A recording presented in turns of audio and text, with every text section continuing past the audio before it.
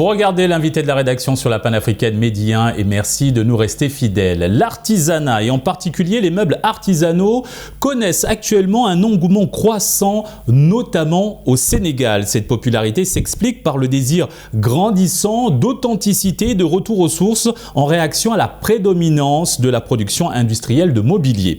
Le choix de valoriser les compétences traditionnelles se manifeste de plus en plus à travers des achats conscients. De plus, la plupart de ces meubles sont fabriqués à partir de matériaux naturels, souvent sourcés localement et façonnés à la main, contribuant ainsi à un impact positif sur l'environnement. Dans cet univers dynamique, souvent dominé par les hommes, les femmes souhaitent également occuper une place de choix. C'est le cas d'une jeune entrepreneure sénégalaise qui aspire à hisser l'artisanat local au sommet en l'intégrant dans le secteur très sélect du luxe. Pour avoir un éclairage donc approfondi sur le marché de l'artisanat local et la place des femmes dans ce secteur, nous sommes avec Aïcha Niang, fondatrice de Coudécalum, et c'est un plaisir d'avoir accepté notre invitation. Merci Alexis pour cette invitation. Madame Niang, tout d'abord, quels sont les facteurs expliquant l'engouement croissant pour les meubles artisanaux, particulièrement au Sénégal? Alors, sur le marché, il y a de plus en plus de mobilier importé. Et ça a toujours été le cas. Cependant, dernièrement, il y a un engouement, justement, comme vous l'avez dit, vers les meubles artisanaux, justement, car la population sénégalaise, la population ouest-africaine, je pense africaine même en général, cherche à consommer des articles qui leur ressemblent. Des articles qui leur ressemblent autant dans la matière, mais qu'aussi dans les couleurs, et qui différencient, qui sont vraiment différents par rapport à ce que nos pères, nos mères, nos arrière-grands-pères avaient l'habitude de consommer en termes de décoration d'intérieur qui, je ne sais pas si vous vous rappelez, des canapés Louis XVI ainsi que des tables Louis XVI, une décoration très européenne et très française. En ce moment-là, les Sénégalais de plus en plus cherchent à consommer justement des articles qui leur ressemblent plus en dehors de ce qu'ils avaient l'habitude de voir quand ils étaient jeunes. Alors selon vous, l'authenticité, le retour surtout aux racines est un facteur déterminant dans le choix de ces nouveaux consommateurs africains? Oui, en effet, c'est un facteur plus que déterminant. Lorsqu'un client, par exemple, vient dans notre boutique, la première des choses qu'il voit, parce que c'est une boutique qui vend des articles 100% locaux, c'est justement cette synergie-là entre les matières et donc les matières comme le bois, le fer ainsi que les fibres naturelles qui rappellent la nature dans laquelle nous sommes là en Afrique. Les couleurs aussi qui sont très, disons, naturelles pour reprendre ce terme. Et aussi donc les matières premières et le design en tant que tel des articles que nous vendons qui rappellent encore la tradition mais aussi moderne. Donc nous sommes dans une démarche d'innovation en faisant un retour aux sources.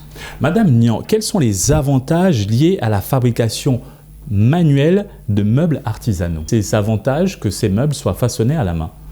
D'accord. Donc que ce soit pour une chaise, une table à manger ou même une console, les avantages du fait qu'un meuble soit façonné à la main, déjà sont socio-économiques, étant donné que c'est le fait de demander à un artisan de venir travailler pour nous, un artisan qui a une famille, un artisan pour qui c'est son travail.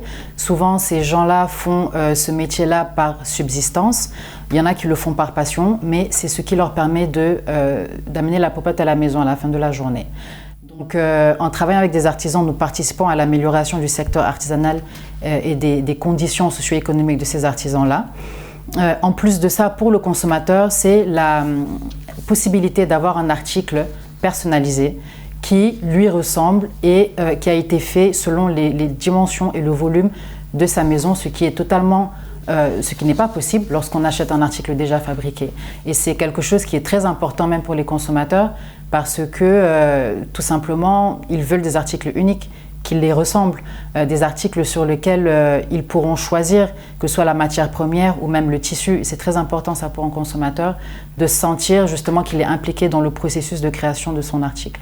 Intéressons-nous maintenant à la place des femmes dans ce secteur de l'artisanat local. Comment avez-vous réussi à trouver votre place et qu'est-ce qui a motivé votre choix d'entreprendre dans ce domaine? Alors, ça n'a pas été facile. Comme vous l'avez dit, en tant que femme, ce n'est pas facile dans le secteur de l'artisanat et encore moins ici au Sénégal, car religieusement, déjà, les femmes ne sont pas très encouragées d'aller entreprendre. Je suis chef d'entreprise et je suis aussi chef d'équipe avec les artisans. Donc, lorsque je suis sur le terrain, souvent parce que le statut social joue, il y a souvent des disparités entre si c'est un homme qui prend la décision, si c'est une femme qui prend la décision. Donc oui, j'ai dû m'imposer.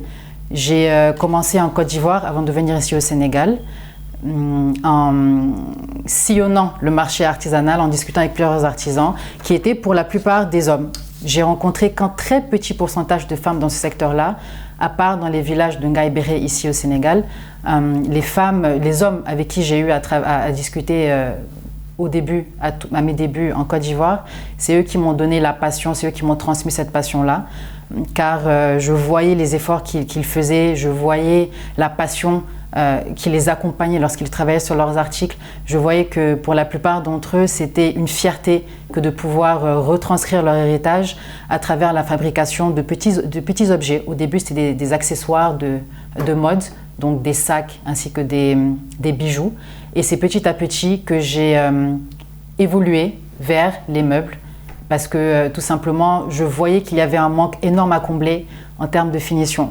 Et je savais que si on voulait être compétitif sur le marché international, il fallait d'abord toucher au professionnalisme de ces artisans-là, chercher à améliorer la finition afin de pouvoir espérer vendre les articles à l'étranger, pourquoi pas. Et en parlant de compétitivité, aujourd'hui vous souhaitez hisser l'artisanat local, l'intégrer dans le secteur très sélect du luxe. Alors selon vous, quelles sont les attentes des consommateurs envers les produits artisanaux dans le secteur du luxe? Oui.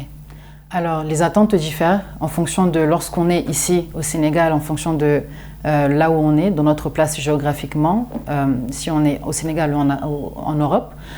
Mais les attentes sont la finition. C'est un obstacle face auquel les clients sortent, qu'ils soient expatriés ou locaux. Ils veulent consommer local.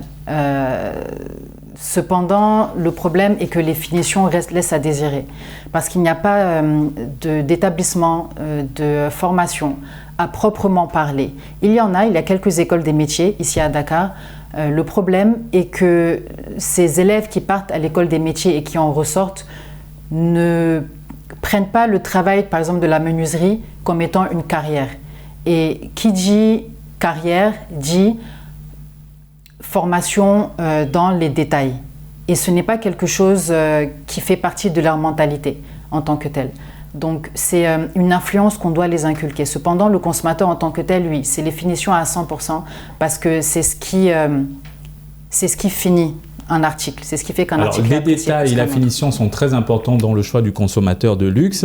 Et maintenant, en quoi l'intégration de l'artisanat local dans ce secteur pourrait-elle contribuer au rayonnement culturel du Sénégal à l'échelle internationale? Je pense que vous vous êtes déjà projeté à ce niveau. Je pense que tout premièrement, le fait que nos articles ici soient fabriqués avec une matière première vraiment solide, une matière première vraiment durable, ainsi que de belles finitions, justement nous rendrait plus compétitifs. Et je pense que cela participera, étant donné que le secteur de l'artisanat représente pour 15% du PIB au Sénégal, cela pourra créer, je pense, une expansion économique sans précédent. Si on suit les pas de Aïssa John, on suit les pas de Ousmane Bey, on suit les pas de nos prédécesseurs ici au Sénégal qui ont réussi à internationaliser l'artisanat, cela nous mettrait sur la carte, clairement. En parlant d'expansion, comment les artisans locaux pourraient-ils répondre à la demande croissante tout en maintenant la qualité de leurs produits? On voit qu'il y a plusieurs menuiseries, plusieurs jeunes se lancent dans cette magnifique aventure entrepreneuriale. Alors, comment allier demande et qualité? En créant des synergies entre les artisans en tant que tels. Parce que les artisans sont très individuels. Donc, ils travaillent de manière individuelle, à part s'ils sont obligés de travailler dans un atelier ensemble. Merci Madame Aïcha Niang pour cet éclairage. Nous rappelons que vous êtes la fondatrice de Coudé Calom. Merci. Merci Alexis. Merci et c'est ainsi que s'achève cette émission. Excellente suite des programmes sur Média.